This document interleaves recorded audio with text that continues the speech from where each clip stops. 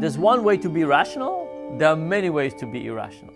We could be irrational by getting confused, not taking actions, being myopic, vindictive, emotional, you name it. There's lots of ways to be wrong, and because of that, there's not one way to fix it. But one interesting way to try and inject some rationality is to think from an outsider's perspective. So here's what happens. When you think about your own life, you're trapped within your own perspective. You're trapped within your own emotions and feelings and so on.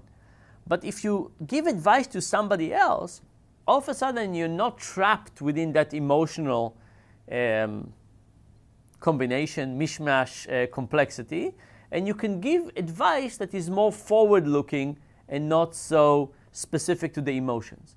So one idea is to basically ask people for advice.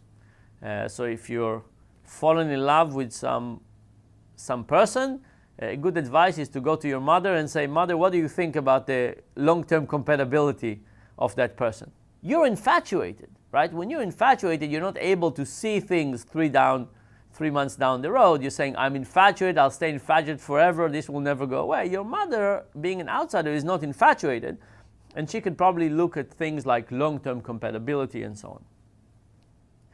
But there's other ways to do it, which is not to be advisors to other people, but to be advisors for ourselves. So for example, in one experiment, we asked people, we said, look, you went to your doctor, they gave you this diagnosis, you know that the thing that the doctor recommended is much more expensive, and there are other things that would be much cheaper. Would you go for second opinion? And people say, no. My doctor recommended it. How could I not take their advice? How could I say, can you please refer me for a second opinion? Then we asked another group. We said, here's the situation. If this happened to your friend, would you recommend that they go for second opinion? People said, absolutely. How could you not go for second opinion?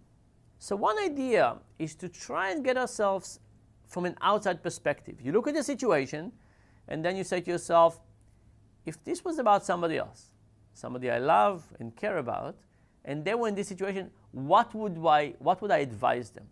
And you would realize that often your advice will be different, and often a more rational, useful perspective.